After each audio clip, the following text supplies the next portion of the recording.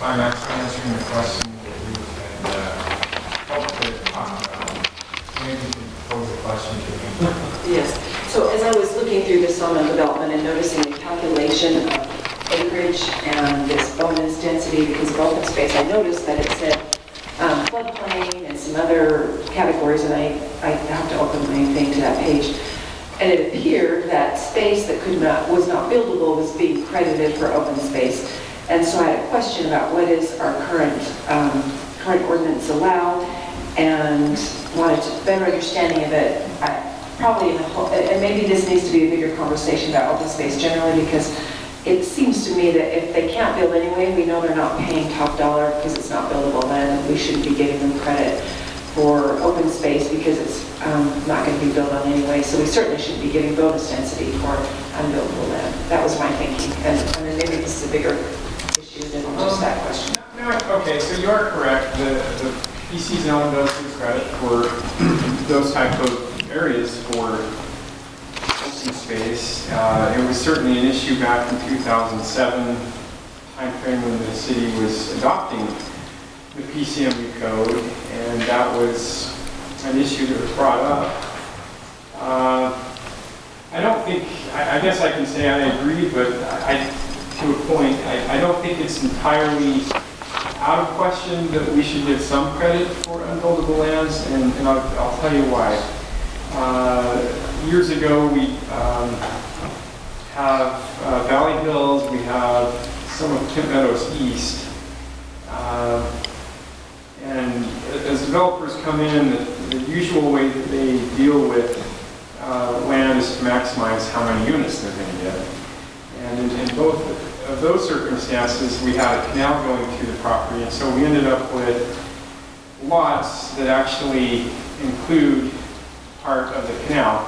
And I don't know if there's anybody that lives in Tim Meadows. Well, actually, Tracy, you do, right? Yeah. Meadows East.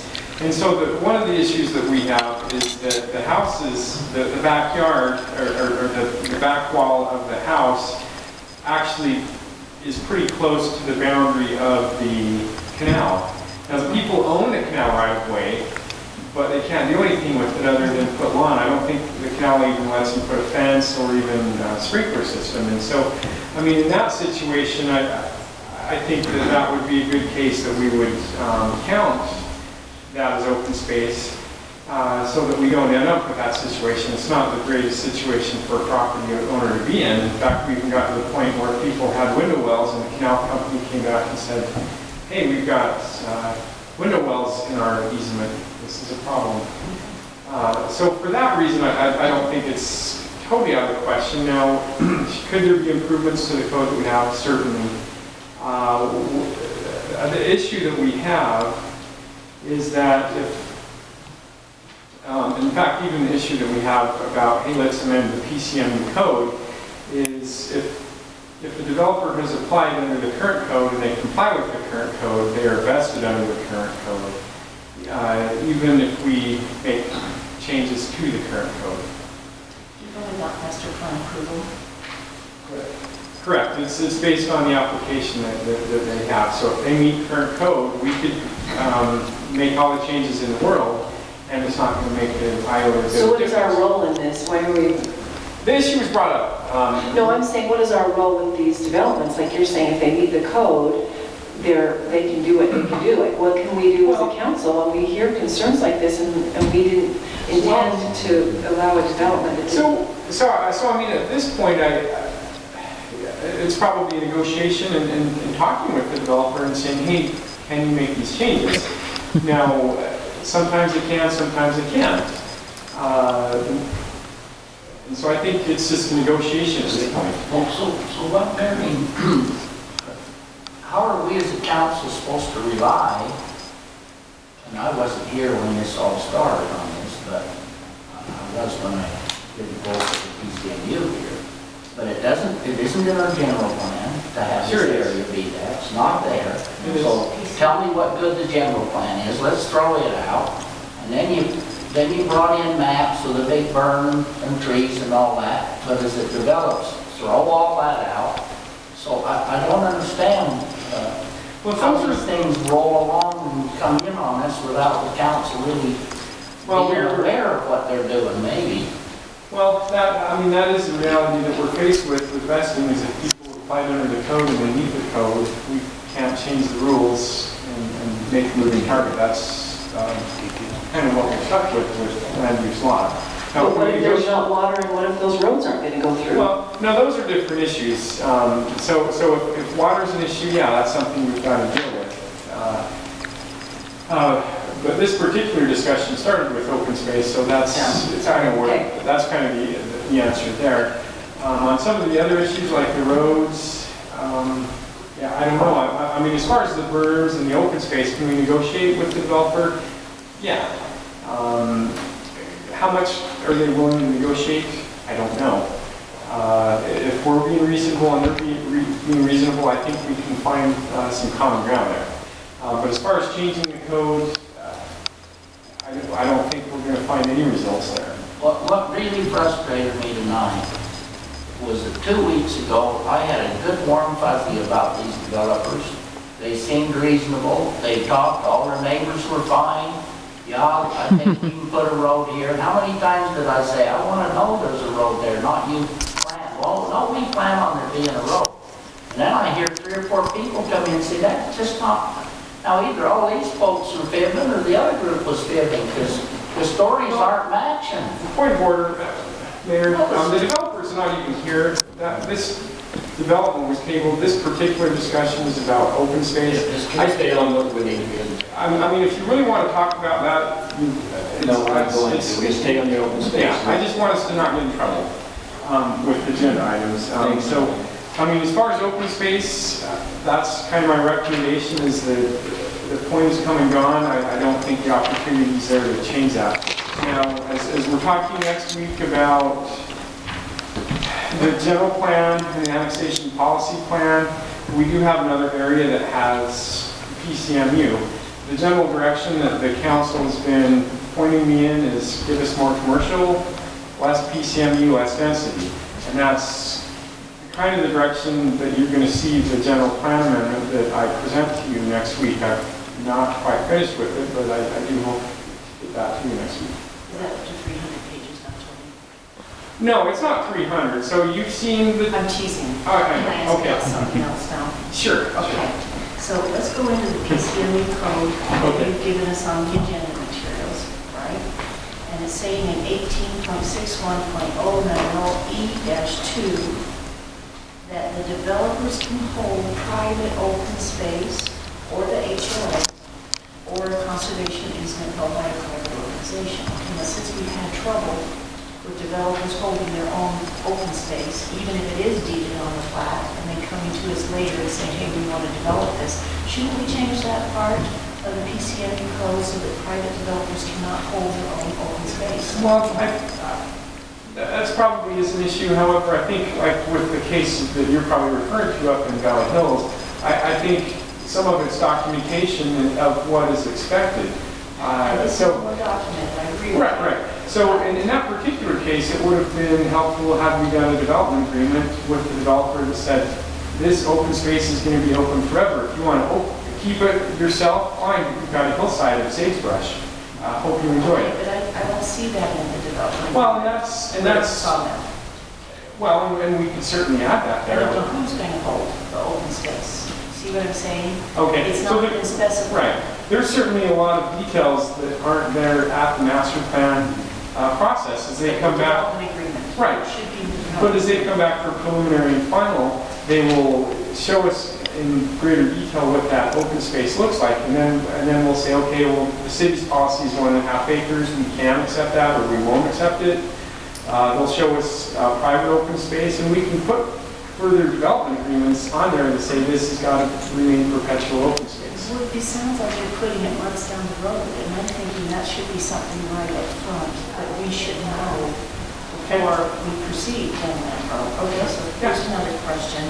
18.62.0202D. Do you have an actual size for all these playgrounds that are required every 1,000 feet in the PCMU zone? I don't see a size. That's actually in the PCMU code. There is a list of standards. I don't know if you elsewhere than what we've given us? Yeah, it is. I only gave you the bare minimums that talked about the issue that was brought up.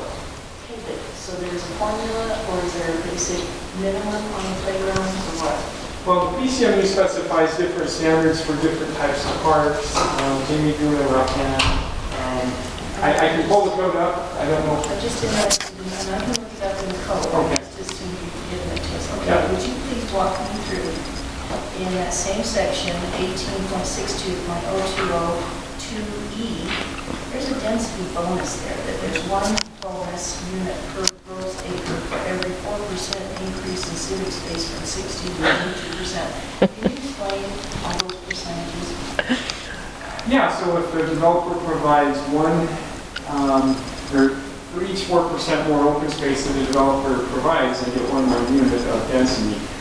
Now, What's the 16 to 32? yeah, so 32% would be the maximum. Now, 15% is the minimum open space that is required. If the developer provides 16, It's 30%. I'm sorry? 30% minimum on open space. Are you referring to civic space, not open space? No, he's just talking about the density bonus, it has to be 15%, right? Yeah. Yeah, so if you're going to, so if they provide 1% more than what the minimum is, they get one more unit of density. I still don't understand how the 16% works or the 32%, I'm sorry. It seems like you have to have 19%, because you have to have a 4% increase to get one unit, so how can you get one at 16%? Okay, and that was a controversial thing at the adoption of the code too, was why don't we start the one bonus unit at 19%? It's just the way it was written. The proponents for the code that wrote it made their arguments, and that's the way the city adopted it. So we can do a whole look over at this whole thing and change it, not for this particular development, but for the future, so we can get as much open space as possible. Well, and I guess I guess after next week, you'll kind of see that my recommendation is that this particular spot where the sawmill is the last spot where we do PCMU zone. I'm recommending, That's certainly, yeah. well, my recommendation is that we do more commercial. Mark and I talked with at least the Ritchie part, and based on direction. I'm sorry? Nelson. So based on the direction that the council has given us, we've encouraged them to look at doing more commercial rather than having the multi-family part. The general plan that I present to you next week is going to do the same. It's going to be recommending more commercial. And that's based on the analysis that we've done and finding out that our neighbors to the north, in the North Village, are going to be bringing a tremendous amount of rooftops. And my opinion is I think we need to do more commercial. Couldn't agree more with you on, you nailed that home, and I absolutely agree with you. I think we need to revise our master plan, and whether or not we do the annexation expansion, we need more commercial. That's going to be my recommendation. So my recommendation is, even though they have some PCMU zoning, that we put it in our master plan that we'd like them to do more commercial. Could you give me, Yeah. you said when they recommended adoption of PCMU, who were the proponents? So the proponents of the PCMU originally were the Ritchie Group. And back in 2007 and 2008, before the recession, they hired some consultants that you'd probably be familiar with to write the form-based code. Okay. You'd be familiar with them. I got. And they used a model code that you would be familiar with, and the result is what we have. So the Bassett Ritchie, or the Ritchie part of it, or whatever, brought a new code Right. to plunk on our zoning that separated uses and all that old fashioned code that we plan trail like, right? Yeah. So they brought that forward and said, hey, we've got this farm ground out here, we want to, how about having this code available? Right. And for whatever reason, I wasn't here, but the council said, okay, yeah, we'll do that for you. So that was envisioned to be it, okay? And then somebody discussed discovered that, not just them, and so now we have it down on the other end. I don't know how you can say we don't expect that we'll ever have it again. What if we annexed it, like someone clear up into Sorensen? I guess you could have all kinds of PCMUs. And again, that's probably a larger discussion than we have time for, but the North Village and the Sorensen group have totally different types of form. I mean, they're form-based code, yes, but they are different. And PCMU would not satisfy what they need to do, nor would it even give them enough opportunity for the amount of commercial that they need. And I don't think it would give the city enough revenue to make it even worth considering, because we don't have enough commercial allowed in PCMU. So I certainly would recommend it. And they already have the zoning they want. They've already done all their... Correct. They're just moving forward on it. Let me come back to something, and you mentioned this in the meeting last week, the agenda prep meeting, and I made a lot of sense, but I've been thinking about it since, and now it doesn't again. Maybe you can help. Maybe you keep moving me along. Okay. But if somebody gets a yard, you've got to have so much frontage, and you've got to have so many square feet based on the zone. So let's say it's 10,000 square feet lot, right? And so much frontage, 100 feet. And now in the back of this is a great big chunk of it that's canal. So maybe the problem's letting them count that into their 10,000 to start with. Maybe some unbuildable piece with a right-of-way across it owned by someone else.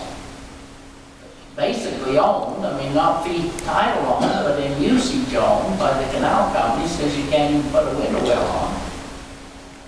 Maybe that shouldn't be part of their 10,000. Maybe that's the part that needs fixed. Don't disagree with you. There's different ways to skin a cat. You know, in other words, the argument for letting them use junk land for open space was that otherwise they put it in their lot, and we have neighbors with junk land in the back of their lot. Well, certainly, that's one argument that I would posit, but you're right, there's other ways to do it. It seems like we created our own problem.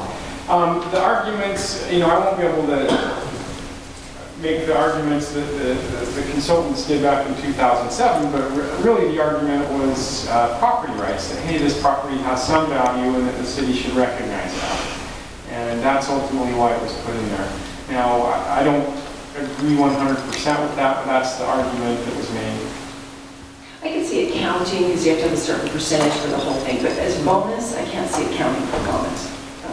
Yeah, that's a good point. So maybe the issue is just count for some of your primary and I kind of like the idea of, well, maybe 50 or 40% can be included as that unbuildable type, but the other stuff cannot be. Could I, Mayor, we have an asset sitting here that could maybe eliminate us on this whole open space and bonus. Mike could address it. I think the county did away with those bonuses, is that right? And if so, could you give us a little reasoning why you did away with it? Is that fair? To you, Mike? I don't know. I'm willing to come up, Jason, you walk the line. We don't need the 30-minute explanation here. I don't have 30 minutes explanation either. I think the concern from the county perspective, I'm not, I got to be careful because I don't represent the council when I vote on it, but there were a lot of situations where bonus densities were given for amenities the council felt were amenities that the developer would have used to enhance their development anyway.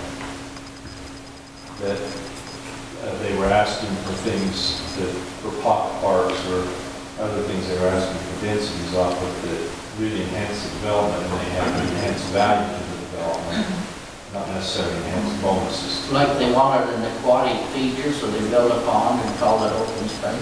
Not quite that, but there was talk of like a horse arenas and other things, but they were privately run horse arenas, and so they really didn't benefit anybody but the development itself. And so it was pretty broad sweep. That's a very general statement. It was broad sweep, but that was some of the reasons. So did you address in that whole process what I guess I'm calling junk land, I mean undevelopable land? That wasn't part of it really. Well, certainly that's an argument. I mean, there's some basic things you look at least some people look at when you develop. You dedicate roads, for instance. Do you count the roads as part of the lot, or do you dedicate the road? And so to develop, there are certain things within the property that really have to be considered as part of the development, and not necessarily part of the lots.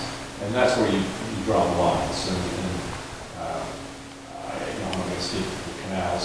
That was a big issue back in the day. It was my recommendation that the federal government required to be tied to all those easements. They didn't do that. That would have settled the problem. You would have had a problem. They pretty much all They do. didn't purchase the title. So, canal, that's a special. That's essentially what the city can. Well, and I think the other point too is, until somewhat recently in the last decade, the city hasn't had an ordinance that even required open space. And so this is kind of a new phenomenon for us that we're doing this.